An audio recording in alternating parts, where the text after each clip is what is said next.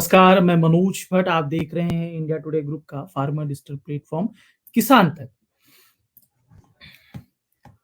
भारत में सबसे बड़ा अनाज गोदाम यानी कि दुनिया का सबसे बड़ा अनाज गोदाम भारत पर बनने जा रहा है और उसके बाद अब फसल पर एडवांस लोन क्या है ये मोदी सरकार का प्लान, आज इस पर बात करेंगे।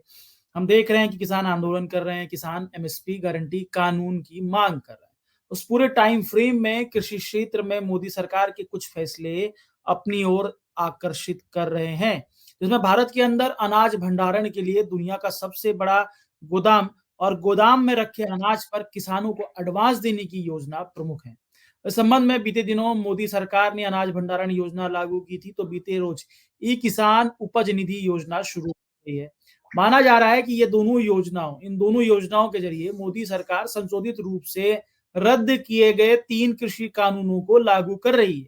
आइए जानते हैं कि ये योजना क्या है और क्यों माना जा रहा है कि इन योजनाओं के जरिए मोदी सरकार संशोधित रूप से 3 कृषि कानूनों को लागू कर रही है। सबसे पहले बात करते हैं जो योजना शुरू हुई है, जिसमें मैंने आपको बताया था ई किसान उपज निधि योजना, जिसमें फसल पर लोन और किसानों को जो बेहतर दाम देने का जो कॉन्सेप्ट है, इस पर हम सबसे पहले बात करेंगे। आंदोलन कर रहे किसान एमएसपी गारंटी कानून की मांग कर रहे हैं। इस बीच मोदी सरकार ने फसल पर लोन की व्यवस्था वाली ई किसान उपज निधि योजना शुरू की है। इस योजना के तहत किसान warehousing development and regulatory authority से पंजीकृत अनाज गोदामों में अपना अनाज रखकर उस पर लोन ले सकते हैं। मसलन किसानों के लोन का आधार गोदाम में रखा अनाज ही बनेगा। इसके लिए उन्हें किसी अन्य सामान को गिरवी रखने की आवश्यकता नहीं होगी। इस योजना के तहत किसानों को 7% ब्याज पर लोन दिया जाएगा, यानी कि सस्ता लोन देने की व्यवस्था की गई है। बीते रोज उपभोक्ता मामले और खाद्य व सार्वजनिक वितरण मंत्री पीयूष गोयल ने इस संबंध में जानकारी दी और ये बहुत महत्वपूर्ण है कि मौजूदा वक्त में 5500 गोदाम जो हैं वो पंजीकृत हैं WDRA से। अब बात करते हैं दुनिया की सबसे बड़ी अनाज भंडारण योजना। भारत दुनिया की सबसे बड़ी अनाज भंडारण योजना भी लेकर आ रहा है। इस योजना की विशेष बात यह है कि ग्रामीण स्तर पर अनाज भंडारण का नेटवर्क खड़ा करने का काम किया जा रहा है। इस पूरे मॉडल को सहकारिता मंत्रालय लागू कर रहा है। अनाज भंडारण योजना का संचालन पैक्स स्तर पर होना है। पैक्स यानी कि प्राइमरी एग्रीकल्चर क्रेडिट सोसाइटी। इसके लिए पंचायत स्तर पर पैक्स का गठन किया जा रहा है। ग्रामीण स्तर पर अनाज गोदामों के संचालन का सीधा मतलब है कि प्रत्येक गांव में किसान अपनी उपज का भंडारण कर सकते हैं। बदले में किसानों को लोन भी मिलेगा। अगर दोनों योजना को मिला दें तो लोन भी मिलेगा। अब जो माना जा रहा है कि ये योजना किसानों की आय में बढ़ोतरी करने में सहायक होगी, इसके गणित को समझे तो एक्सपर्ट का कहना है कि किसान फसल कटाई के बाद भंडारण की व्यवस्था ना होने के चलते अपनी फसल को कम कीमत में ही बेच देते हैं। अब पंचायत स्तर पर जब अनाज गोदाम अस्तित्व में आ जाएंगे तो गोदाम में रखे अनाज के बदले लोन लेने की व्यवस्था से किसानों को दो तरह से फायदा होगा। एक तरफ तो गोदाम में अनाज रखने से किसान किसी भी सीजन यानी कि बाजार में जब दाम बेहतर होगा उस वक्त फसल बेचने में सक्षम होंगे, तो इससे वहीं दूसरी तरफ इससे जो है उनकी उपज को बेहतर दाम मिलेगा। वहीं दूसरी तरफ अनाज पर लोन की व्यवस्था से किसानों को नकदी और साहूकारों की समस्या का सामना नहीं करना पड़ेगा। अब बात करते हैं कि ये जो दो योजनाएं हमने आपको बताई, इस योजना के पीछे का प्लान क्या है। भारत सरकार की इन दो योजनाओं के पीछे को प्लान को समझें तो स्पष्ट है कि दोनों ही सुझाव 2015 में शांता कुमार समिति ने अपनी सिफारिशों में दिए थे। असल में इन दोनों ही योजनाओं के जरिए मोदी सरकार शांता कुमार कमेटी की सिफारिशों को लागू कर रही है।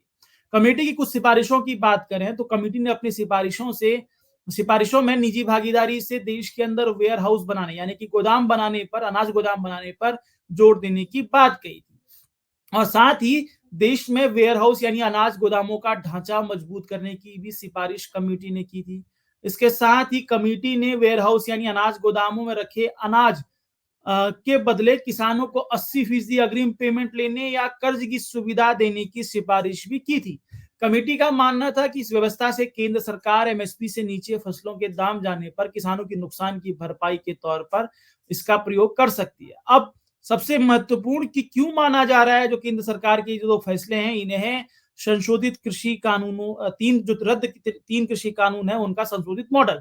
अगर हम लोग बात करते हैं कि मोदी सरकार की इन योजनाओं को रद्द की गई 3 कृषि कानूनों का संशोधित मॉडल माना जा रहा है, इसके पीछे का मुख्य कारण आप समझ गए होंगे। असल में मोदी सरकार की ये योजना शांता कुमार कमेटी की सिफारिशों के अनुरूप है और माना जाता है कि शांता कुमार कमेटी की जो सिफारिशें थी उसमें पीएमओ का दखल रहा था उस वक्त, जिसके आधार पर ही 2020 में 3 कृषि कानून लाए गए थे। इसमें प्राइवेट वेयर हाउस बनाने के प्रावधान और का महत्वपूर्ण था। इस कमेटी ने जो सिफारिश की थी, हमने देखा कि शांता कुमार कमेटी ने भी प्राइवेट वेयर निजी भागीदारी से वेयर हाउस बनाने की बात की थी। तो वहीं जो 3 कृषि कानूनों थे, उसमें भी देश के अंदर वेयर हाउस बनाने का जिक्र किया गया था। अब देश में सहकारी एजेंसियों के माध्यम से अनाज गोदामों का विस्तार किया जा रहा है। इन बातों को देखते हुए ये कहा जा सकता है कि ये जो नई योजनाएं आई हैं, ये रद्द किए गए 3 कृषि कानूनों का संशोधित मॉडल है। कुल जमा मोदी सरकार जैसे एग्रीकल्चर में जो बदलाव की जो लगातार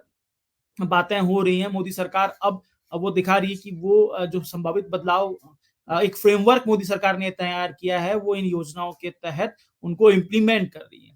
किसानों की मांग एमएसपी गारंटी है, जो तमाम विषय हैं उन पर भी संभवतः कुछ बर्फ पिघलेगी, लेकिन जो ये फैसले हो रहे हैं, इससे अगर अनाज भंडारण की व्यवस्था ग्रामीण स्तर पर मजबूत होगी और किसानों को उनके बदले लोन मिल जाएगा, तो समझा जा सकता है कि अनाज की वैल्यू इससे बहुत ज्यादा बढ़ेगी और किसानों को अनाज का जो अनाज है वो अपने आप में किसानों को फायदा पहुंचाएगा, क्योंकि जब किसान बाजार में जब बेहतर दाम नहीं हो पाएगा, तो उस वक्त किसान उन अनाज को गोदाम में स्टॉक कर सकेंगे और जब बाजार में बेहतर दाम होगा तो उसे बेच सकेंगे और अपना कर्ज भी चुका सकेंगे। और कर्ज तो ये एक महत्वपूर्ण योजना उम्मीद है कि साबित होगी।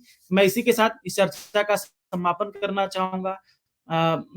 अगर आपको ये कार्यक्रम हमारा पसंद आता है तो उसको इसको शेयर, सब्सक्राइब और लाइक जरूर कीजिएगा। इसी के साथ इजाजत दीजिए।